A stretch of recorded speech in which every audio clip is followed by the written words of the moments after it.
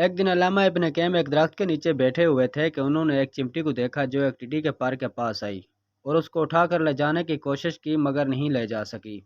کئی بار کوشش کرنے کے بعد اپنے کیمپ بل کی طرف دوڑ کر تھوڑی ہی دیر میں وہاں سے چمٹیوں کی ایک فوج لے کر نمودار ہوئی اور ان کو لے کر اس جگہ آگے جہاں پر تھا۔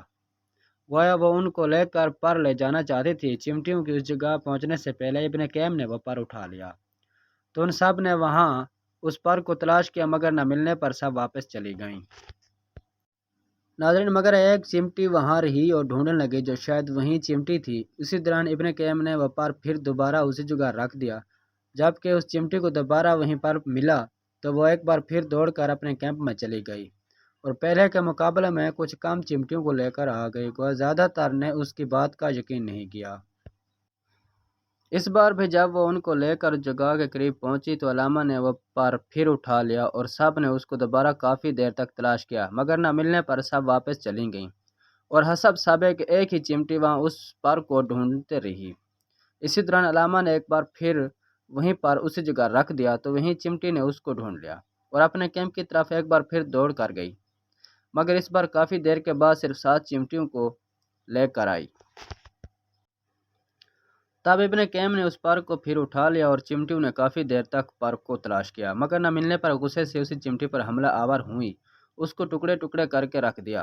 گویا وہ جھوٹ بولنے پر اس سے ناراض ہو گئی تھیں۔ تب ابن قیم نے وہ پر اس چمٹیوں کے درمیان رکھ دیا۔ جو ہی ان کو پر ملا ساری پھر اس مردہ چمٹی کے پاس جمع ہو گئی۔ گویا وہ سب افسردہ اور شرمندہ تھی کہ انہوں نے اس بے گناہ کو قتل کیا۔ ابن قیم کہتا ہے کہ یہ سب دیکھ کر مجھے بہت افسوس ہوا اور میں نے جا کر یہ واقعہ ابو العباس ابن تمیمہ رحمۃ اللہ کو بتایا۔ انہوں نے کہا اللہ تجھے معاف کرے، ایسا کیوں کیا، دوبارہ کبھی ایسا مت کریں۔ سبحان اللہ، جھوٹ سے نفرت فطرت کا حصہ ہے۔ کیڑے مکوڑے بھی جھوٹ سے نفرت کرتے ہیں اور قوم سے جھوٹ بولنے پہ سزائے موت دیتے ہیں۔ کہ یہ کیڑے مکوڑے ان حکمرانوں سے اچھے نہیں جو دن رات قوم سے جھوٹ بولتے ہیں، قوم کو دھوکہ دیتے ہیں؟ کیا قوم میں ان چمٹیوں کے برابر غیرت بھی نہیں کہ وہ جھوٹوں کی حکمرانی کو مسرت کر دیں اور ان کو سزا دیں اور ایک سچے مسلمان کو اپنا حکمران بنائیں جو اللہ کی طرف سے نازل کی گئی سچائی کو ان پر نافذ کرے؟